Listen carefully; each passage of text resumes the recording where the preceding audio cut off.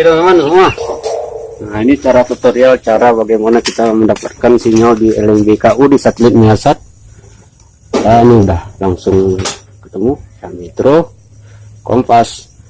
Namun untuk biar dapat MMC grup kita harus memakai receiver rekomendasi tentunya untuk Kvision.